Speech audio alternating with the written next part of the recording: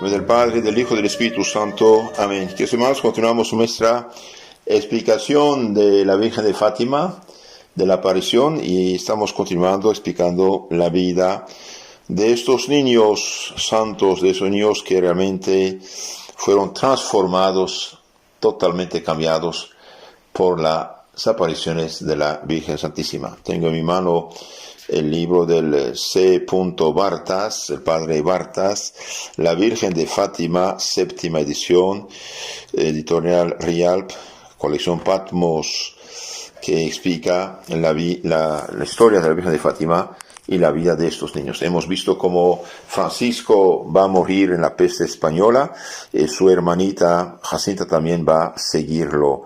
Y esta niña había recibido la visita de la Virgen diciendo que iba a morir solita, sin su familia, porque tuvieron que llevarla a Lisboa para ver si podían curarla de la enfermedad grave que tenía. Cuando llegó Jacinta al orfelinato, expresó el deseo de confesarse y su madre la condujo para que lo hiciera a la iglesia vecina, la Basílica del Sagrado Corazón, llamada Iglesia de la Estrella por el nombre del barrio. Al salir Jacinta dijo a su madre: ¡Qué sacerdote tan bueno! ¡Qué sacerdote tan bueno! Me ha dicho tantas cosas. Desde entonces recibirá a Jesús oculto, Jesús sacramentado, tantas veces como su salud se lo permite y el sacerdote se le puede llevar, es decir, casi todos los días. Su pobre cuerpo, ya muy debilitado, está torturado por la enfermedad y no cesa de hacerla sufrir. Pero María la consuela con visitas frecuentes, María Santísima. Entonces no solamente tuvieron lugar las apariciones, del lugar, pero también tiene visitas personales esta niña, igual que Francisco. Un día que había guardado cama, la caritativa superiora fue a verla. La niña le dijo: vuelve más tarde, madrina, espero la Santa Virgen. Y Jacinta miraba fijamente como transfigurada en la dirección en que venía la Virgen. Después de estas conversaciones con la Reina del Cielo, la niñita repetía a su madrina, a la directora del orfanato, como cosas superiores a su edad, a su instrucción. Algunos de sus pensamientos sobre el pecado, la guerra, el sacerdocio son extraordinarios, ya los hemos explicado en las charlas anteriores. Su madrina le preguntó un día quién le había enseñado estas cosas. La Santa Virgen, respondió Jacinta: algunas veces las sé por mí misma, me gusta tanto pensar.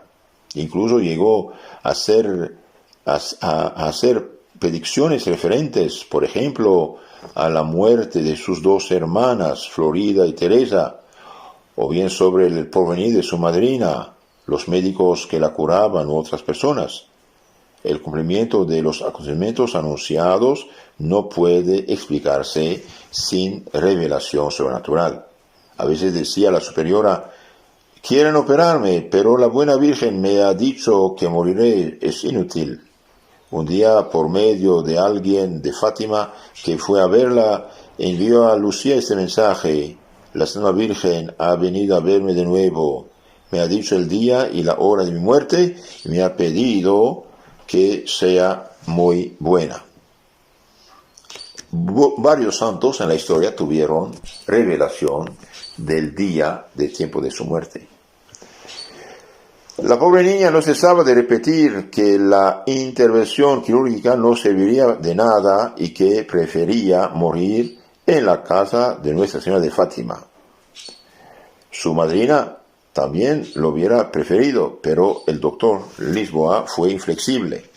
El día de la purificación, 2 de febrero de 1920, después de haberse confesado, comulgado, se despidió más con lágrimas que con las palabras de Jesús oculto en tabernáculo de la capilla. Después la llevaron al hospital de Doña Estefania. Solo le quedaban 8 días de estar sobre la tierra y serán 8 días sin comunión. Ella quería comulgar cada día en el hospital y No hay capilla, ni Jesús oculto, ni madrina Godino. Allí se encuentra de verdad enteramente solita y ofrece todo el Señor. En doña Estefania, médicos y enfermeros reprocharon a la madre Godino por haber permitido que los otros niños estuvieran en contacto con uno que estaba tan enfermo, pero Jacinta defendió a su madrina. Esta fue a verla todos los días con una dama bienhechora. Jacinta recibió también la visita del doctor Cardoso Taveras, médico del orfelinato, y no se cansaba de repetir que la operación sería inútil. La intervinieron, por fin, el día 10 de febrero, a petición del doctor Lisboa, el médico jefe del hospital. Doctor Leonardo de Castro Ferreira la operó personalmente, asistido por el doctor Elvas. Fue una gran prueba por su modestia ver cómo le quitaban todos sus vestidos y lloró abundantemente. A causa de su gran debilidad, no se atrevieron a cloroformosarla. Se contentaron con anestesia local. Jacinta soportó valientemente la operación. Le quitaron las 2 costillas afectadas por el mal, lo que le abrió una llaga tan grande como la palma de una mano. Parecía que la operación había sido un éxito. Era necesario curarla frecuentemente, lo que le provocaba dolores atroces, pero no por ello Jacinta era abandonada de su angelical paciencia, ofreciendo a nuestro Señor sus sufrimientos por la conversión de los pecadores, ella que sufrió tanto por esos pobres pecadores. Se daba ánimos a sí misma y a aquellos que la consolaban diciendo: paciencia, paciencia, es necesario ganar el cielo sufriendo. Hasta su último aliento, lucha contra el pecado cuando se encontraba con su apariencia. Si alguna visita o enfermera que atravesaba la sala llevaba un vestido demasiado llamativo, Jacinta decía: ¿para qué sirve todo esto? Si supieran lo que es la eternidad. Y la Virgen había dicho: habrá modas que van a ofender mucho al cielo, llevar muchas almas al infierno. Y bien, la niña decía: si supieran lo que es la eternidad. Una vez escuchó ciertas palabras de los médicos que hacían la visita, que reflejaban escepticismo o incredulidad. Desgraciados, dijo, no saben lo que les espera. Sí, hoy estamos en el relativismo total, absoluto. Dicen: yo no creo. Bueno, no crees y que cambia nada. Las cosas no dependen de tu opinión, Señor. ¿Qué es la verdad? La verdad es lo que existe realmente. Yo puedo decir que no hay coronavirus, que no hay peste en 2020, no hubo peste, ok, puedo decirlo, pero hubo. Y esto no, mi palabra no cambia la realidad de las cosas. La gente hoy es tan débil, ¿cómo decirlo? No piensan, pensar, no piensan, yo no creo. Pues crees, no crees, nada cambia, las cosas son lo que son. Los médicos pobrecitos, ignorantes de primera, pues saben algo de medicina, pero de filosofía, de pensamiento profundo, nada. Y mientras más ignorantes, más atrevidos. Ese es el problema. Desgraciados, decía la niña, estos médicos incrédulos no saben lo que les espera. Queridos hermanos, para ir al cielo hace falta creer que hay cielo, y para el infierno no es necesario. Para ir al infierno, bien Cristo dijo: el que no cree será condenado. La señora de luz, cuya belleza llenaba su corazón, la Virgen, en su imaginación, le hizo una última visita, y a partir de ese momento Jacinta dejó de manifestar el menor signo de sufrimiento. Decía a su madrina, a las personas que la acompañaban: ved, ahora ya no me quejo. La Señora Virgen se me ha aparecido de nuevo, me ha prometido venir muy pronto a buscarme y me ha quitado los dolores. Y añadía que esta vez la Señora Virgen le había parecido muy triste y había confiado a Jacinta la causa de su tristeza. Los pecados que conducen el mayor número de almas a la perdición son los de la carne. Es necesario renunciar, no obstinarse en el pecado, como se ha hecho hasta aquí. Es indispensable hacer una gran penitencia. Entonces, ¿qué dice la Virgen a esa niña? los pecados que conducen a mayor número de almas a la perdición, al infierno, son los pecados de la carne, los pecados del mal uso del cuerpo. Todos estos adúlteros, estos fornicarios, estos homosexuales, estos afeminados, estas mujeres mal vestidas, provocativas, y bien todo esto colaboran a esos pecados en la perdición eterna de las almas. Es necesario renunciar, no obstinarse en el pecado, como se ha hecho hasta aquí. Es indispensable hacer una gran penitencia. Y hoy, ¿qué diría, queridos hermanos? Hasta pobres obispos, hasta sacerdotes, hasta profesores supuestamente de teología falsificada, paganizada, alaban, aplauden que se legalice matrimonio de hombre con hombre. Qué tontos, qué ignorantes, qué perdidos, qué ciegos. Qué ciegos que un obispo, un sacerdote, un catequista, un católico que diga que se alegra que esa gente tenga derecho, no sé qué derecho, ¿de qué, Señor? Derecho al pecado no existe, Dios no dio derecho al pecado. Los pecados que conducen más gente al infierno son los pecados de la carne. Y la pequeña añadía recordar la tristeza del rostro de María cuando le había hablado así: tengo mucha pena por Nuestra Señora, tengo mucha pena.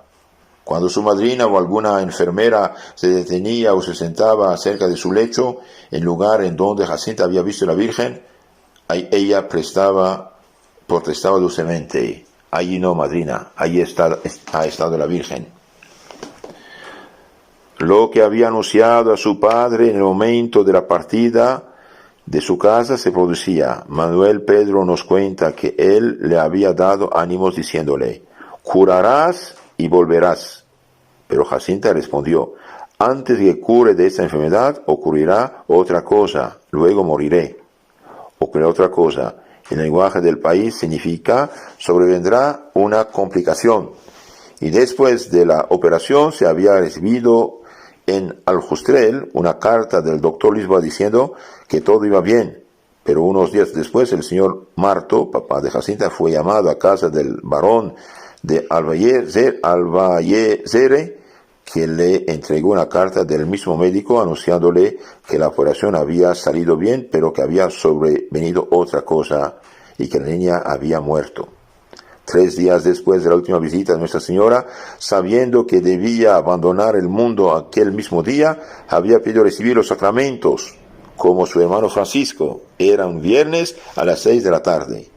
Hacia las 8, el párroco de la iglesia de los Santos Ángeles, Abate Pereira dos Reyes, fue a verla y a confesarla. Jacinta insistió para que le llevaran inmediatamente el santo viático, la última comunión, diciendo que iba a morir. El sacerdote, no considerándola extremadamente fatigada, creyó poder esperar hasta el día siguiente. Pero aquella misma noche, hacia las 10:30, Jacinta expiró.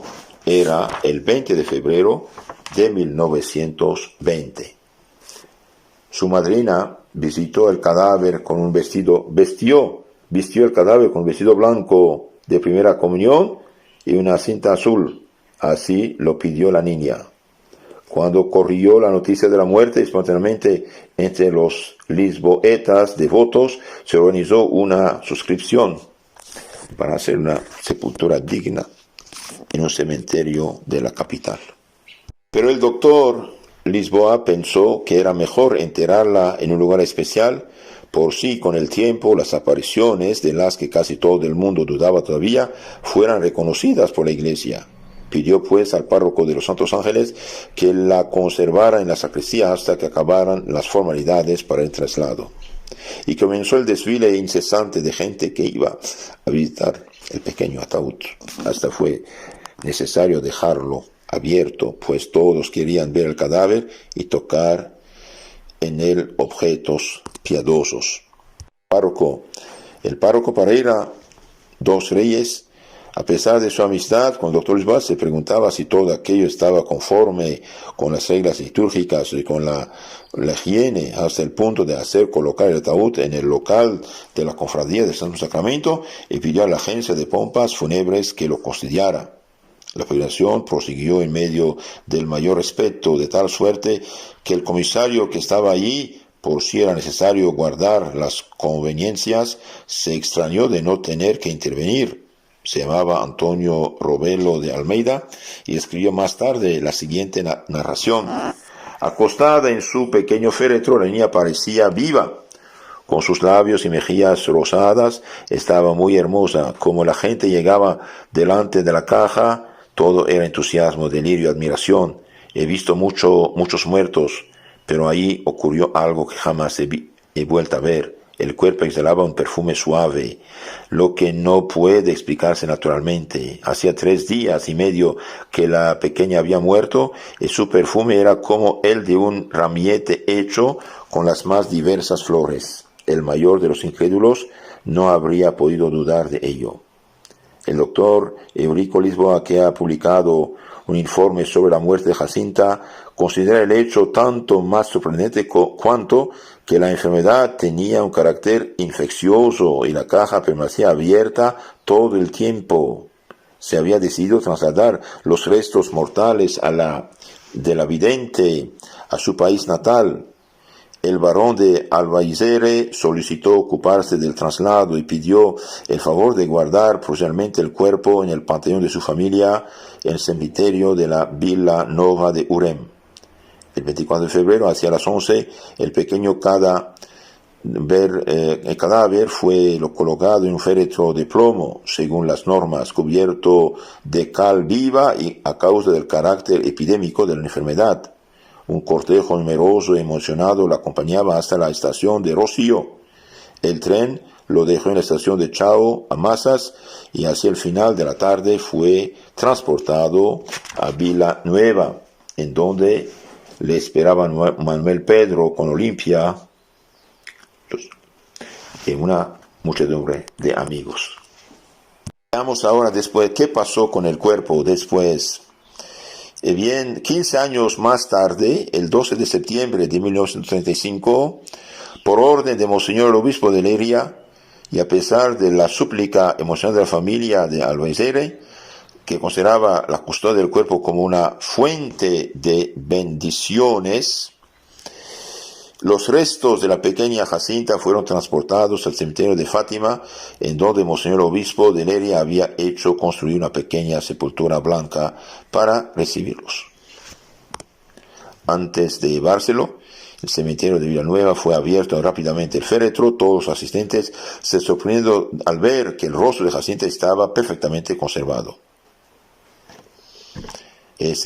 Hay cuerpos que quedan intactos. Este hecho es tanto más asombroso que si se tiene en cuenta que, como sabemos, el cuerpo fue cubierto de cal viva. La premura y la discreción con las que se procedía no permitieron advertir si todo el cuerpo estaba en el mismo estado. Se tomó rápidamente una fotografía, una de cuyas copias fue enviada a Sor María de los Dolores, a Sor Lucía. Algunas personas tocaron con lienzos, objetos piadosos el cadáver. Volvióse a cerrar el féretro y el cortejo se encaminó a Fátima. En total 4 coches. El del varón y su hijo, en el que iba el féretro, y otro, 2 sacerdotes con sobre el país estola. La tercera, el cuarto llevaban la familia de Jacinta con unas señoras. La pequeña prisionera de 1917 atravesó de nuevo esta ciudad en la que el furor del sobreprefecto jacobino lo hacía tanto sufrir 18 años antes para vencer su fidelidad. Y el cortejo toma el camino que sube hacia Fátima. El traslado había sido tenido casi en secreto y los que veían pasar los coches decían más peregrinos para Covadiría. Efectivamente dejaron atrás Fátima, llegaron al santuario y a mediodía el cortejo estaba en el recinto sagrado de las apariciones, donde había grupos de fieles para la peregrinación mensual del día siguiente, que era 13. Los sacerdotes y los fieles presentes se agruparon alrededor de los coches y la noticia se extendió rápidamente. Monseñor el obispo de Évora, que esperaba el cuerpo, celebró la misa de Requiem y presidió el resto de la ceremonia fúnebre. Una muchedumbre quiso tocar el pequeño ataúd con objetos piadosos, y por decirlo así fue necesario arrancar féretro al fervor popular. Un cortejo cargado de plegarias, de flores, lo acompañaba hasta el cementerio. Fue colocado en una pequeña fosa junto con el que contenía los restos de su hermano Francisco, el otro santito. Y ahora el visitante, tan pronto como entra en el camposanto, repara en la tumba de piedra blanca solitaria entre las pobres cruces de madera que rompen la uniformidad de este amplio cuadrado de arena rojiza. Se acerca y se lee: aquí reposan los restos mortales de Francisco y de Jacinta, a quienes desapareció la Virgen de Señora de Fátima. Y se rodilla y se reza. Desde el mes de mayo de 1951, la pequeña tumba ha desaparecido. El cuerpo de Jacinta, encontrado con el rostro reconocible, fue solamente trasladado a la basílica el día 1 de mayo en presencia de sus padres, de las autoridades y de una inmensa muchedumbre. Por dificultades de identificación, el traslado de los restos de Francisco fue trasladado hasta el abril de 1952. Las respectivas tumbas se encuentran en el crucero de la iglesia, Jacinta en el lado del Evangelio, Francisco en de la Epístola. El proceso de su beatificación está abierto desde el 20 de diciembre de 1950. Hermanos, vemos que estos niños, después de haber visto a la Virgen, escuchado a la Virgen, han visto el infierno, fueron totalmente transformados y pasaron los pocos años de su vida en oración, en sacrificio, en penitencia, por la conversión de los pecadores. Es algo importante saber esto. En conclusión, Jacinta decía: los pecados que arrojan más almas al infierno son los pecados de impureza. Vendrán ciertas modas que ofenderán mucho a nuestro Señor. Las personas que sirven a Dios no deben de seguir las modas. La iglesia no tiene modas. Nuestro Señor es el mismo. Se cometen muchos pecados y muy graves en el mundo. Si los hombres supieran lo que es la eternidad, harían todo para cambiar de vida. Los hombres se pierden porque no piensan en la muerte de nuestro Señor y porque no hacen penitencia. Muchos matrimonios no son buenos, no gustan a nuestro Señor y no son de Dios. ¿Por qué? Bien, porque en el mismo matrimonio, en lugar de santificarse, bien pecan con todas estas píldoras y medicinas inventadas, y interrupción del acto conyugal, y de operarse, y todas esas cosas son pecados graves. Todo lo que va contra la concepción de un niño en el matrimonio es pecado mortal, sea lo que sea el método utilizado. Cuidado, eso no es un juego. Muchos matrimonios no son buenos, no gustan a Dios nuestro Señor y no son de Dios. No dejemos de engañarnos. Tener hijos no es una enfermedad. También dijo: hay que hacer penitencia. Si los hombres se arrepienten, nuestro Señor seguirá perdonando. Pero si no cambian de vida, el castigo vendrá y habrá guerras. La Virgen ha dicho que muchas guerras y discordias en el mundo. La guerra no son sino castigo de los pecados del mundo. La guerra, la peste, el hambre son castigos del pecado del mundo. Sí. También decía: los sacerdotes deben ser puros, muy puros. Rece mucho por los pecadores, rece mucho por los sacerdotes, rece mucho por los religiosos. Los sacerdotes no deberían ocuparse más que de las cosas de la iglesia, de las almas, y no ponerse en política de partido que fomenta el odio, rencor de uno contra otro. Deben formar cristianos. Decía también: querida madrina, huye del lujo, no busque usted la riqueza, quiera usted mucho la santa pobreza, el silencio. Llénese usted de caridad, hasta para con los malos, no hable usted mal de nadie. Huya usted de los que murmuran del prójimo. Sea usted muy paciente. La paciencia nos conduce al paraíso. La confesión es el sacramento de la misericordia. Hay que acercarse a ella con confianza y alegría. Sin confesión no hay salvación. La Madre de Dios quiere más a las almas vírgenes que se ligan a ella por el voto de la castidad, ¿no? La vida religiosa. Ingresaría con mucho gusto a un convento, pero prefiero ir al cielo cuanto antes. Para ser monja hay que ser muy pura de alma y de cuerpo. Y también decía, mi buena madrina rece mucho por los gobiernos. Desgraciados los que persiguen la religión de nuestro Señor Jesucristo, a la Iglesia Católica. Si el gobierno dejase a la Iglesia en paz y diera libertad a la Santa Religión, Dios lo bendeciría. Que los hermanos, en lugar de pasar su tiempo en telenovelas, películas, Facebook, cosas mundanas, más bien lean libros de santos. Vida de santos ayuda mucho. Recen su rosario cada día. Muchas almas van al infierno porque nadie reza por ellas, nadie hace penitencia por ellas. Oración, penitencia, limosna, sacrificio. Enseñan y lean a los niños la vida de los santos en lugar de tener caricaturas de monstruos, dragones y otros asesinos. Estos niños llegaron a grande santidad en muy poco tiempo. Nuestros ejemplos son Cristo, María, los santos y no los dragones de las películas. Y bien, que la Virgen de Fátima con los niños santos de Fátima nos ayude y nos bendiga. No olviden, la ignorancia religiosa es causa de muchos pecados. Por eso les aconsejo suscribirse al canal en YouTube Catecismo Católico Tradicional. Ahí tiene toda la fe de la Iglesia Católica explicada. Que Dios los bendiga. La Virgen de Fátima nos cubre su manto. En nombre del Padre, del Hijo y del Espíritu Santo. Amén.